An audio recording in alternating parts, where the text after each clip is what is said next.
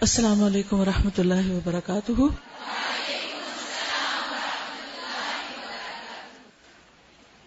نحمده ونصلي على رسوله الكريم، اما بعد فاعوذ باللہ من الشیطان الرجیم، بسم اللہ الرحمن الرحیم، رب اشرح لي صدری ويسر لي امری واحلل عقدۃ من لسانی یفقهوا قولی۔ آج ہم انشاءاللہ حضرت اسماء بنت امیس کے بارے میں پڑھیں گے۔ آپ حضرت اسماء بنت امیس کے بارے میں کیا جانتے ہیں؟ کسی کو معلوم ہے وہ کون تھی؟ پڑھے بغیر کتاب نہیں کھولی ہے۔ پہلے سے آپ کے ذہن میں حضرت اسماء بنت امیس کا نام سنتے ہی کیا آتا ہے؟ جیسے حضرت عائشہ کے بارے میں سنتے ہیں تو فوراً کچھ چیزیں ذہن میں آ جاتی ہیں، ان کی پرسنالٹی ہمارے سامنے آ جاتی۔ اسی طرح حضرت اسماء بنت ابی بکر کے بارے میں پڑھتے ہوئے ہجرت کا واقعہ یاد آ جاتا ہے۔ حضرت خدیجہ کے بارے میں پڑھتے ہوئے ہمارے ذہن میں کچھ یادیں تازہ ہو جاتی ہیں۔ تو یہ بتائیے کہ حضرت اسماء بنت امیس کے بارے میں سنتے ہوئے کیا ذہن میں آتا ہے؟ کچھ بھی نہیں۔ اس سے ثابت ہوتا ہے کہ ہمیں صحابیات کے بارے میں پڑھنا چاہیے۔ جو اپنے ماضی کو نہ جانتا ہو وہ اپنے حال کے بارے میں کیا جانے گا، اور اس کا مستقبل تو بالکل ہی مخدوش۔ ہم کہاں سے بلانگ کرتے ہیں، ہمارے ہیروز کون ہیں، ہمارے لیے رول ماڈلز کون ہیں، وہ کون ہیں جنہوں نے ابتدائی دور میں اسلام کی خدمت کی، یہ دین جو آج ہمیں نعمت کے طور پر ملا ہے اس کے لیے قربانیاں کی۔ آج ہم بہت خوش ہوتے ہیں کہ ہم قرآن مجید پڑھ رہے ہیں اور ہم دین کی خدمت کر رہے ہیں، لیکن ہم سے پہلے راہیں ہموار کس نے کی، ان کا بھی تو پتہ ہونا چاہیے۔ اللہ سبحانہ وتعالیٰ نے قرآن مجید میں جب صراط مستقیم کی ڈیفینیشن بتائی تو کیا تھی؟ اہدنا الصراط المستقیم صراط الذین انعمت علیہم، ان لوگوں کا راستہ جن پر تو نے انعام کیا۔ عموماً ہم جب سیرت میں بھی پڑھتے ہیں تو نبی صلی اللہ علیہ وسلم کی سیرت کے بعد خلفائے راشدین یا پھر بہت سے صحابہ کی سیرت تو پڑھ لیتے ہیں، لیکن خواتین کا پہلو ہماری نگاہوں سے اوجھل رہتا ہے۔ حالانکہ بحیثیت ایک خاتون کے ہمارے لیے قریبی مثالیں کہاں سے مل سکتی؟ ایسا نہیں کہ سیرت الرسول صلی اللہ علیہ وسلم پڑھنے کی اہمیت نہیں، یا خلفائے راشدین کے بارے میں معلوم نہیں ہونا چاہیے، بہت اچھا ہے، سب معلوم ہونا چاہیے، لیکن اس کے ساتھ ساتھ جب تک ہم خواتین صحابیات کے بارے میں نہیں پڑھیں گے ہمیں نہیں معلوم ہوگا کہ اس دور میں خواتین نے دین کی خدمت اور دین پر عمل کس طرح کیا۔ اور آج ہم جو کچھ کر رہے ہیں کیا اس میں کوئی بھی چیز ایسی ہے کہ جو ان سے کہیں کوئی مماثلت رکھتی ہو؟ صراط الذین انعمت علیہم، اسی سوچ کے تحت سیرت صحابیات کا یہ سلسلہ شروع کیا گیا ہے، اور آج ہم دوسرا چیپٹر آپ کے ساتھ شیئر کر رہے ہیں، اسماء بنت امیس۔ پڑھنے کے تو خوبصورت کتاب ہے، آسان کتاب ہے، خود بھی پڑھ سکتے ہیں، لیکن کچھ پہلو ایسے ہیں کہ جن میں مزید وضاحت کی ضرورت رہتی ہے، اور ایک دفعہ اگر آپ کسی سے پڑھ لیں گے کتاب تو آئندہ کے لیے پھر بہت سی آسانی ہو جائے گی۔ ٹھیک ہے، تو چلیے کتاب نکالتے ہیں اور یہیں سے شروع کرتے ہیں، اسی سے پتہ چلتا جائے گا کہ وہ کون تھی۔ سیدہ اسماء بنت امیس، خاندانی پس منظر۔ نام اسماء، والد کا نام امیس بن سعد اور والدہ کا نام ہند بن عوف تھا۔ ان کی ایک ہمشیرہ یعنی بہن، کیونکہ اب تو ہم ہمشیرہ کا معنی بھی نہیں جانتے، سسٹر کہتے ہیں، ایک ہمشیرہ نبی کریم صلی اللہ علیہ وسلم کی زوجہ محترمہ سیدہ میمونہ رضی اللہ عنہا، دوسری ہمشیرہ سیدنا عباس بن عبد المطلب کی زوجہ محترمہ ام الفضل، اور تیسری ہمشیرہ سیدنا حمزہ بن عبد المطلب کی زوجہ محترمہ سیدہ سلمہ تھی۔ سیدہ اسماء بنت امیس ذو الجناحین سیدنا جعفر بن ابی طالب کے ساتھ رشتہ ازدواج میں منسلک ہوئیں۔ تو حضور صلی اللہ علیہ وسلم کی کیا لگی؟ نبی کریم کی زوجہ محترمہ سیدہ میمونہ کی بہن تھی۔ جی، حضرت اسماء بنت ابی بکر کا سب کو پتا وہ سالی تھی، لیکن اسماء بنت امیس کا کسی کو نہیں پتا کہ وہ بھی سالی تھی۔ ٹھیک ہے، پھر آپ دیکھیے کہ عباس کون تھے؟ آپ کے چچا تھے. تو ان کی اہلیہ ہونے کے ناطے یعنی ان کی ایک بہن جو تھی چچی تھی. پھر تیسری حمزہ بن عبد المطلب جی، اور پھر اسماء بنت امیس. یہ کن کی بیوی تھی؟ حضرت جعفر کی. جعفر آپ کے کون تھے؟ چچا زاد تھے. ٹھیک ہے، چچا زاد. کس کے بیٹے تھے؟ ابو طالب کے. ٹھیک ہے. اور حضرت علی کون تھے؟ جی، حضرت جعفر کے بھائی تھے. ٹھیک ہے، اوکے. تو اب ذرا اچھی طرح ان کو مقام پہچان لیں کہ کون تھی، رشتے میں کون کس کا کیا لگتا تھا. دونوں نے اپنے دین کی حفاظت کے پیش نظر، جعفر بن ابی طالب اور اسماء بنت امیس دونوں نے اپنے دین کی حفاظت کے پیش نظر حبشہ کی طرف ہجرت کی. حبشہ کی طرف کتنی ہجرتیں ہوئی تھی؟ 2، اولا اور ثانیہ. قریش مسلمانوں کو دین اسلام سے منحرف کرنے کے لیے ظلم و ستم کا نشانہ بنا رہے تھے اور طرح طرح کی سزائیں دے رہے تھے. قریش کی ایذا رسانی سے بچنے کے لیے یہ دونوں میاں بیوی سرزمین حبشہ کی طرف ہجرت کر گئے. حبشہ میں قیام کے دوران میں سیدہ اسماء بنت امیس نے 3 بیٹوں کو جنم دیا، جن کے نام ترتیب وار یہ ہیں: محمد، عبداللہ اور عون. جب مہاجرین حبشہ سے واپس آئے تو رسول اللہ صلی اللہ علیہ وسلم فتح خیبر میں مصروف تھے. کب ہوئی تھی؟ 7 ہجری کو. مکی دور کے تقریباً درمیان میں گئے ہیں اور پھر اس کے بعد مدنی دور کے آخری حصے میں واپس آئے ہیں حبشہ سے. جب رسول اللہ صلی اللہ علیہ وسلم نے خیبر کو فتح کر لیا تو آپ کو حبشہ سے مہاجرین کے واپس آنے کی اطلاع دی گئی. جب رسول اللہ صلی اللہ علیہ وسلم نے مدینہ منورہ پہنچ کر جعفر بن ابی طالب کو دیکھا تو اس کے ماتھے کو چوما، اس سے گلے ملے اور یہ فرمایا: ما ادری بأیہما انا اسر بفتح خیبر او بقدوم جعفر. مجھے معلوم نہیں کہ مجھے زیادہ خوشی فتح خیبر کی ہے، یعنی خیبر فتح ہونے کی ہے، یا جعفر رضی اللہ عنہ کے واپس آنے کی. بعض اوقات ایسا ہوتا ہے نا کہ ایک وقت میں 2 خوشخبریاں انسان کو ملتی ہیں، نور علی نور. تو پھر انسان کو یہ سمجھ نہیں آتی کہ اب اس پہ زیادہ خوش ہوں یا اس پہ ہوں. اس سے پتہ چلتا ہے کہ نبی صلی اللہ علیہ وسلم بھی خوش ہوتے تھے اور خوشی کا اظہار بھی کرتے تھے اور اپنے دل کی حالت بیان بھی کرتے تھے. رسول اللہ صلی اللہ علیہ وسلم سیدنا جعفر بن ابی طالب سے بڑی محبت کرتے تھے اور آپ سے ہمیشہ یہ فرماتے تھے: اشبہت خلقی و خلقی، تمہاری شکل و صورت اور طور و اطوار مجھ سے ملتے جلتے ہیں.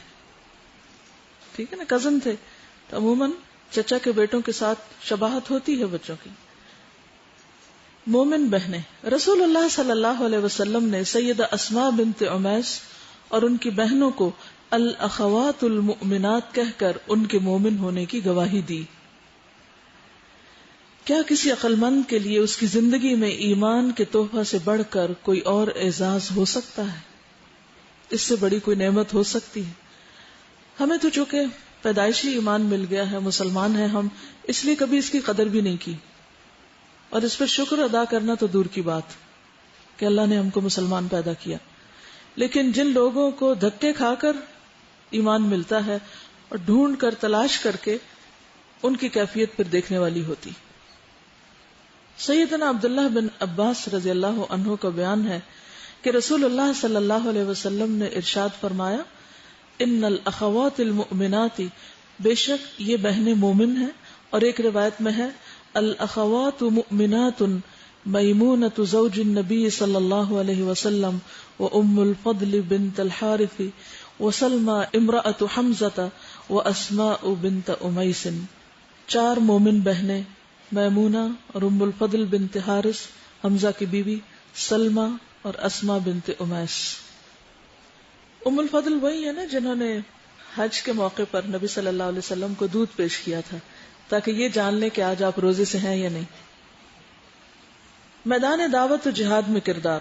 سیدہ اسماء بنت امیس اور ان کی بہنوں کا دعوت اللہ کے میدان میں بہت زیادہ اثر انگیز کردار تھا. خواتین میں دین اسلام کی نشر و اشاعت میں انہوں نے نمایاں کردار ادا کیا. امام بخاری رحمہ اللہ نے اپنی کتاب صحیح بخاری میں کچھ یوں روایت نقل کی ہے کہ ابو بردہ نے ابو موسیٰ سے روایت کیا. وہ فرماتے ہیں کہ ہم یمن میں تھے کہ ہمیں نبی کریم صلی اللہ علیہ وسلم کے مبعوث ہونے کی خبر ملی کہ اللہ نے آپ کو رسول بنایا. میں اور میرے 2 بھائی نبی کریم صلی اللہ علیہ وسلم سے ملنے کے لیے سفر ہجرت پر نکلے. میں اپنے دونوں بھائیوں سے عمر میں چھوٹا تھا. ایک کا نام ابو بردہ تھا, دوسرے کا نام ابو رحم.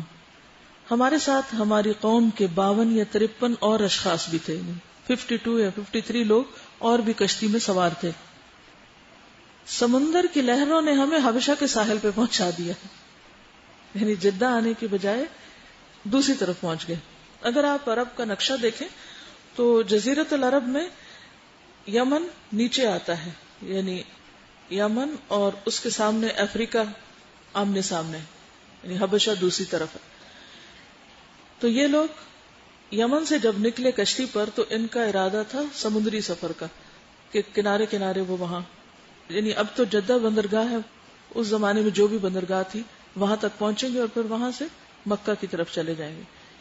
لیکن وہ الٹے رستے پہ پڑ گئے, تو بعض اوقات رستہ بھولنے میں بھی بڑی خیر ہوتی ہے.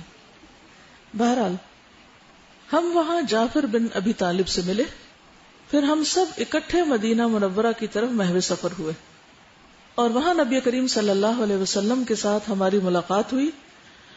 آپ ابھی خیبر فتح کر کے واپس مدینہ منورہ پہنچے ہی تھے. کچھ لوگ ہم کشتی والوں کے بارے میں کہا کرتے تھے کہ ہجرت کے حوالے سے ہم تم پر سبقت لے گئے.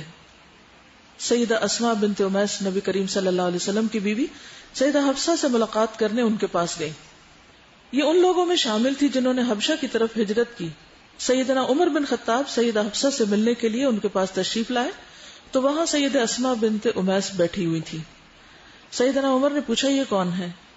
سیدہ حفصہ نے بتایا اسماء بنت امیس ہے.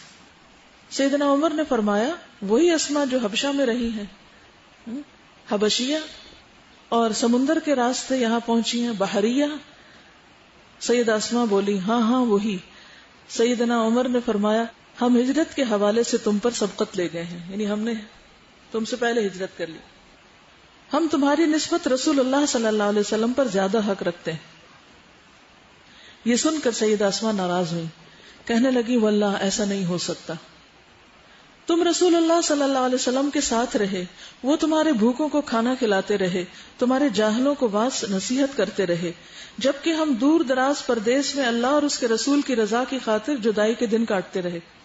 یعنی تم سمجھتے ہو کہ تم قریب رہے ہو تو تمہارا زیادہ حق ہے, ہم نے بھی اسلام کے لیے کچھ کم قربانیاں نہیں کی. اللہ کی قسم میں اس وقت تک کھانا نہ کھاؤں گی اور نہ پانی پیوں گی جب تک یہ بات رسول اللہ صلی اللہ علیہ وسلم کے گوش گزار نہ کروں. اللہ کی قسم میں جھوٹ نہیں بولوں گی, بالکل وہی بات کروں گی جو آپ نے مجھے کہی, اس میں ذرا برابر بھی کمی بیشی نہیں کروں گی. اب آپ دیکھیں ان کی بہادری کہ حضرت عمر رضی اللہ تعالیٰ عنہ کے ساتھ کس طرح گفتگو کر رہی. جب نبی کریم صلی اللہ علیہ وسلم تشریف لائے تو سیدہ اسماء نے عرض کیا اے اللہ کے رسول, عمر بن خطاب نے مجھے یہ کچھ کہا ہے. آپ نے پوچھا تم نے جواب میں اسے کیا کہا؟ تو انہوں نے عرض کیا کہ میں نے اسے یہ کچھ کہا ہے. پھر رسول اللہ صلی اللہ علیہ وسلم نے فرمایا لیس بأحق بی منکم وَلَهُ وَلِأَصْحَابِهِ هِجْرَةٌ وَاحِدَةٌ وَلَكُمْ أَنْتُمْ أَهْلَ السَّفِينَةِ هِجْرَتَانِ. کوئی تم سے زیادہ مجھ پر حق نہیں رکھتا.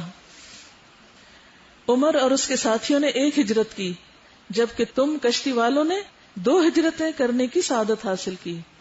ایک ہجرت حبشہ کی طرف تھی اور دوسری ہجرت پھر مدینہ کی طرف. اس سے کیا بات سامنے آتی؟ بعض اوقات ہمیں صرف اپنی خوبی, اپنی خیر, اپنی بھلائی, اپنی نیکیاں, اپنے کارنامے یاد رہتے ہیں, اور ان کے شوق میں ہم دوسرے کسی کی کوئی بات ہی نہیں سنتے, یا ان کے کام کو کوئی اہمیت ہی نہیں دیتے, یا اس پر کوئی توجہ ہی نہیں دیتے. یہ کس چیز کی علامت ہوتی ہے؟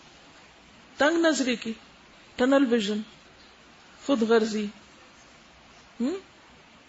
لیکن دین کے بڑے فائدے کے لیے نظر بھی بڑی ہونی چاہیے, صرف اپنے اوپر نہیں دوسروں کی خیر بھی نظر آنی چاہیے.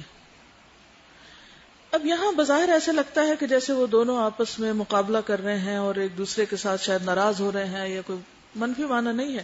اصل بات یہ ہے کہ صحابہ میں سے ہر ایک کو دین کے معاملے میں دوسرے سے آگے بڑھنے کا شوق تھا. بہت ہی ہیلدی کمپٹیشن، اور یہ ہونا چاہیے. اور ان کا جو غم تھا یا ان کی جو فکر تھی یا ان کی جو پریشانی تھی وہ یہ کہ کہیں ہم پیچھے تو نہیں رہ گئے. اب مثلاً وہ اتنے سال حبشہ میں رہی، اور آپ کو معلوم ہے کہ حبشہ میں دعویٰ کرنے کی اجازت نہیں تھی ان کو. جو وہاں کی حکومت تھی انہوں نے کہا کہ ہم آپ کو یہاں پر امان تو دیتے ہیں، آپ امن سے رہیے، جب تک چاہے رہیں، کوئی آپ کو چھیڑ نہیں سکتا، کوئی آپ کو نقصان نہیں دے گا، لیکن اپنے دین کی آپ تبلیغ نہیں کریں گے. تو اس لیے اتنے سال وہ ایک مجبوری کی وجہ سے تبلیغ نہیں کر سکے تھے. وہ جتنے تھے تقریباً اتنے ہی رہے، پھیل نہیں سکے.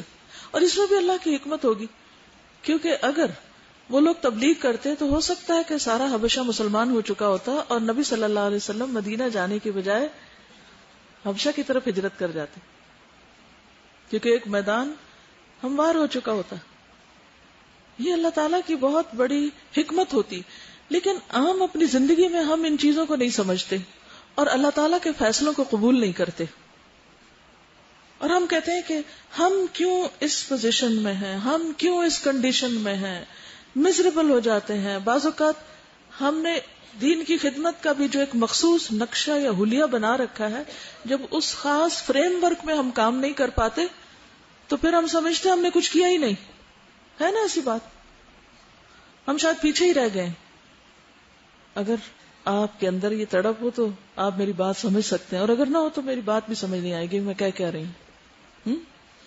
تو اصل مقصد کہنے کا یہی ہے کہ انسان زندگی میں اگر ایک خواب دیکھتا ہے کہ مجھے یہ کرنا ہے آئندہ، یا اس کا دل کسی ایک کام کو کرتا ہے. مثلاً پروفیشنل لائف میں بھی آپ دیکھیں کہ بہت سے لوگ چاہتے ہیں کہ ڈاکٹر بنے، لیکن کتنے بچوں کو میڈیکل کالج میں ایڈمیشن ملتا ہے؟ لمیٹڈ ہوتے ہیں نا. اور آپ نے دیکھا ہوگا ان بچوں کا حال اس وقت جن کو ایڈمیشن نہیں ملتا کہ کس طرح وہ ڈپریسڈ ہوتے ہیں اور کیسے کیسے پریشان ہوتے ہیں.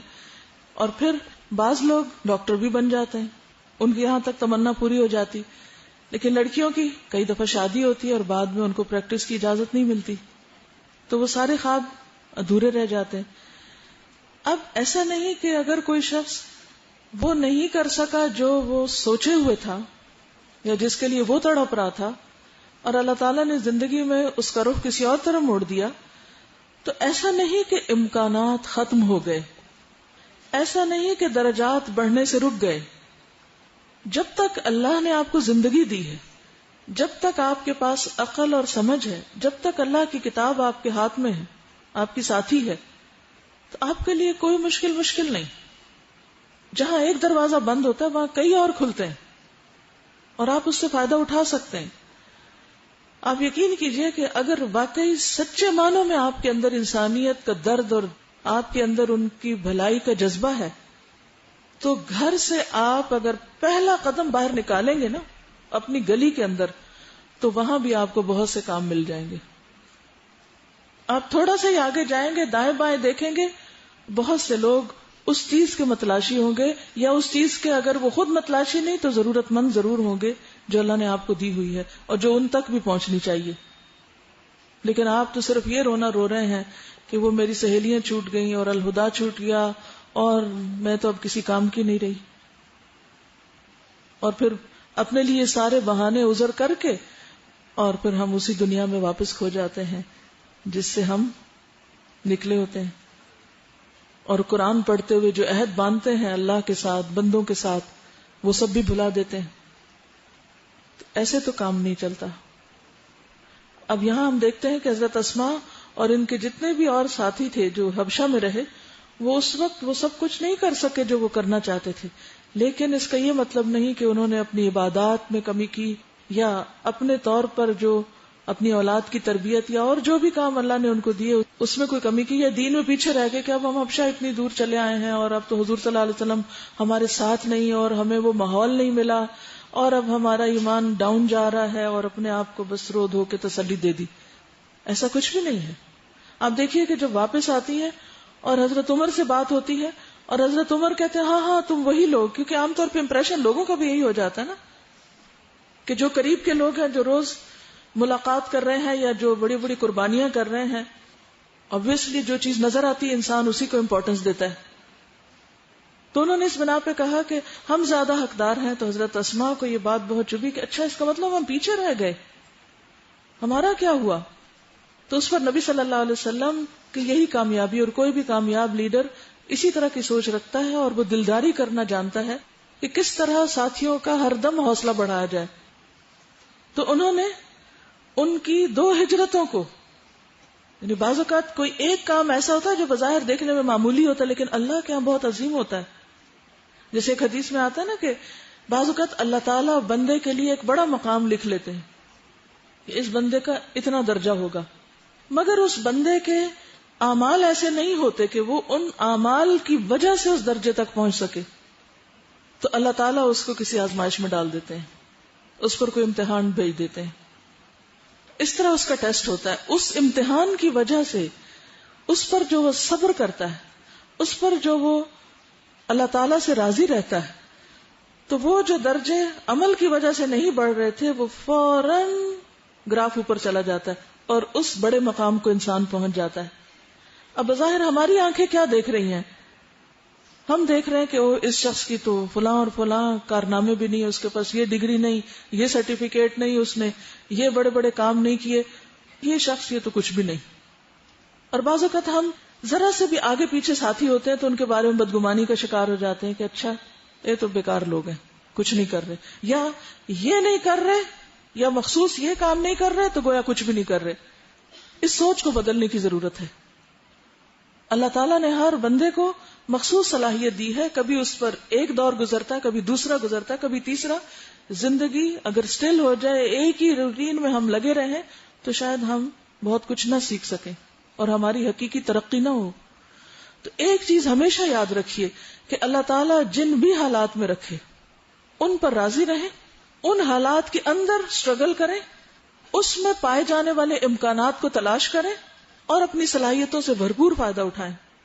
چاہے آپ ایک شہر میں ہیں یا دوسرے, یا ایک ملک میں یا دوسرے, یا ایک گروپ کے ساتھ ہیں یا دوسرے, کہیں پر بھی ہیں, حساب آپ کا اس بات پر ہوگا کہ آپ نے اپنی زندگی کو کہاں گزارا, آپ نے اپنے اوقات کو کہاں استعمال کیا, آپ نے اپنے جسم کو کن کاموں میں گلایا. تو حالات, واقعات, کام کی شکلیں, صورتیں بدلنے سے اجر کم نہیں ہوتا, ایز لانگ ایز ہماری نیت اچھی ہے اور ہم اللہ کے لیے آگے بڑھتے چلے جا رہے ہیں. اور اگر بظاہر دیکھنے میں ہم بڑے بڑے کارنامے بھی کر رہے ہوں لیکن اللہ کے لیے نہ کر رہے ہوں, سیلف پروجیکشن کے لیے یا اپنی ذات کی صرف سیٹسفیکشن کے لیے, تو ہو سکتا ہے اس کا کچھ فائدہ نہ ملے کل کو. تو ہر وقت اپنے آپ کو کھنگالتے رہیں, اپنے آپ کو پرکھتے رہیں, پوچھتے رہیں کہ کیوں کر رہا ہوں یہ کام. اگر صرف اللہ کے لیے کیے جانے والے کام میں آپ کو موٹیویشن نہیں اور اللہ کو راضی کرنے کے لیے آپ کے اندر کوئی طاقت نہیں تو پھر کچھ بھی نہیں. ہر وقت ہم دوسروں کی طرف کیوں دیکھتے ہیں کہ وہ ہمیں موٹیویٹ کریں, وہ ہمیں پش کریں, وہ ہمیں کچھ بتائیں, وہ ہمارا ساتھ دیں, وہ ہمارے کام آئیں, تب ہم اللہ کے راستے میں آگے بڑھیں گے. کیا تنہا اللہ کافی نہیں ہے؟ اگر اس کا احساس ہے آپ کو کہ وہ میرے ساتھ ہے, جیسے لا تحزن ان اللہ معنا, اگر وہ میرے ساتھ ہے تو میں کہیں بھی ہوں, اس سے کوئی فرق نہیں پڑتا. اگر میں کسی دنیا کے ایسے جزیرے میں پھینک دیا گیا ہوں جہاں کوئی بھی اور نہیں اور تنہا میں ہوں اور میرا رب ہے, کیا یہ کافی نہیں ہے؟ کافی نہیں ہے. ہم کیوں کہتے ہیں حسبی اللہ و نعم الوکیل؟ کیوں کہتے ہیں؟ واقعی سچ کہتے ہیں حسبی اللہ و نعم الوکیل. جب کوئی اور نہ ہو تو اللہ ہے نا, حسبی وکفا, وہی کافی ہے. کیا راہ وہ نہیں دکھاتا؟ کیا ہدایت اس کے ہاتھ میں نہیں؟ کیا رزق وہ نہیں دیتا؟ وہی رازق ہے, وہی ہادی ہے, وہی سب کچھ ہے, اور اسی کی طرف لوٹ کر جانا ہے. صحابہ میں اور ہم میں فرق اسی چیز کا ہے کہ ان کا ہر کام اللہ کے لیے تھا، اس لیے تھوڑے میں بھی بہت برکت ہوئی. انہوں نے بڑے بڑے ہنگامے نہیں کھڑے کیے دین کے نام پر، دکھاوے نہیں کیے، جو بھی رول ملا اس میں اپنی صلاحیتوں کو بھرپور استعمال کیا اور اللہ تعالیٰ نے اسی میں برکت ڈالی. تو بہرحال حضرت اسماء کو یہ فکر ہوئی کہ اچھا ہم پیچھے رہ گئے، تو ان کو تو اپنا کھانا پینا بھول گیا. انہوں نے کہا کہ میں تو پہلے اس مسئلے کو حل کروں گی، کیونکہ زندگی ایک بار ملی ہے نا. اگر ہم نیکیوں میں پیچھے رہ گئے، ہو سکتا ہے صبح سے آپ مختلف لوگوں کو سن کر اپنا جائزہ لے رہے ہو کہ ہم کیوں پیچھے رہ گئے، ہم بھی تو یہ آگے بڑھ سکتے تھے. اگر کوئی ایک کچھ کر سکتا ہے تو ہم بھی کر سکتے ہیں. تو اگر یہ احساس بھی پیدا ہو گیا تو پھر کچھ کرنے کا عزم ٹھان کے نکلنا چاہیے، اور اس بات کا غم لگنا چاہیے کہ کہیں ہم تو اللہ کی اطاعت میں، اللہ کے دین کی خدمت میں پیچھے نہیں رہ گئے. یہ ہونا چاہیے اصل غم، اور یہ ہونی چاہیے اصل پریشانی. حالات کا رونا نہ روتے رہا کریں، اور نہ اپنی ذات کا رونا. سیدہ اسماء فرماتی ہیں کہ ابو موسیٰ اور کشتی والے میرے پاس جتھوں کی صورت میں آ کر اس حدیث کے بارے میں پوچھتے کیوں نہ. ان کے لیے یہی بہت بڑی خوشی تھی کہ نبی کریم صلی اللہ علیہ وسلم نے انہیں 2 ہجرتوں کی سعادت حاصل کرنے والے قرار دیا. یعنی چونکہ یہ ان کی براہ راست حضور صلی اللہ علیہ وسلم سے بات ہوئی تھی، تو لوگ ان سے آ کے کنفرم کرتے تھے کہ کیا واقعی ہمارے لیے یہ خوشخبری تھی. نبی کریم صلی اللہ علیہ وسلم کا یہ فرمان ان کے لیے بہت بڑا اعزاز تھا. وہ اس پر بہت زیادہ نازاں و فرحاں تھے. ابو بردہ بیان کرتے ہیں، سیدہ اسماء فرماتی ہیں کہ ابو موسیٰ میرے حوالے سے بار بار یہ حدیث بیان کرتے تھے. یعنی ان کی سند سے یہ حدیث کثرت سے پھر آگے روایت کی جاتی تھی اس خوشخبری کی. شہید جعفر طیار کی بیوی. جب سیدہ اسماء بنت امیس اور ان کے خاوند جعفر طیار نے مدینہ منورہ میں مستقل رہائش اختیار کر لی تو جعفر رسول اللہ صلی اللہ علیہ وسلم کے ہمراہ ہر مارکے اور جنگ میں شریک ہونے لگے، یہاں تک کہ رسول اللہ صلی اللہ علیہ وسلم نے رومیوں کے خلاف لڑی جانے والی جنگ موتا میں جن 3 اشخاص کو یکے بعد دیگرے امیر لشکر بننے کا حکم دیا، ان میں ایک جعفر طیار تھے. امام احمد بن حنبل نے اپنی مسند میں خالد بن شمیر سے روایت نقل کی ہے کہ ہمارے پاس عبداللہ بن رواح تشریف لائے. میں نے انہیں دیکھا کہ کچھ لوگ ان کے پاس جمع ہیں. اس نے کہا کہ ہمیں رسول اللہ صلی اللہ علیہ وسلم کے ایک شہسوار صحابی سیدنا ابو قتادہ نے حدیث بیان کی کہ رسول اللہ صلی اللہ علیہ وسلم نے رومیوں کے مقابلے کے لیے لشکر روانہ کرتے ہوئے ارشاد فرمایا، تم زید بن حارثہ کو اپنا امیر بنانا. کون تھے زید بن حارثہ؟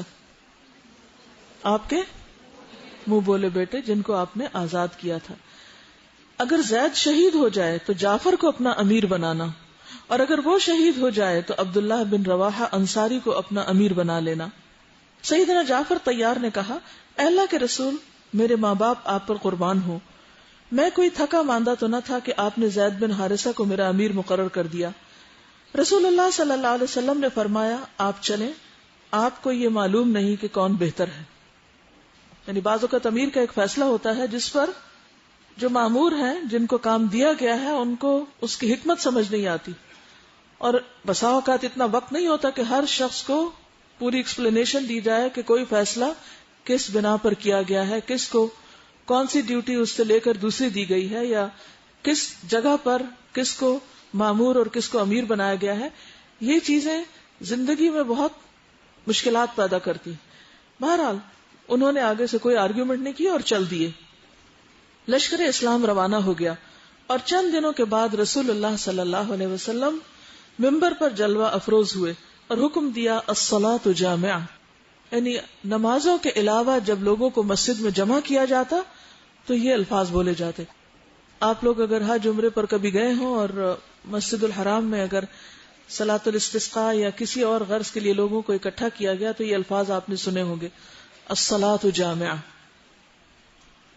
جب لوگ جمع ہو گئے تو رسول اللہ صلی اللہ علیہ وسلم نے فرمایا، اللہ خیر کرے، کیا میں تمہیں لشکر کے بارے میں وہ خبر نہ بتاؤں جو مجھے وحی کے ذریعے سے معلوم ہوئی ہے؟ ہوا یہ ہے کہ مجاہدین روانہ ہوئے، دشمن کے ساتھ ان کا مقابلہ ہوا. امیر لشکر زید بن حارثہ داد شجاعت دیتے ہوئے شہید ہو گئے.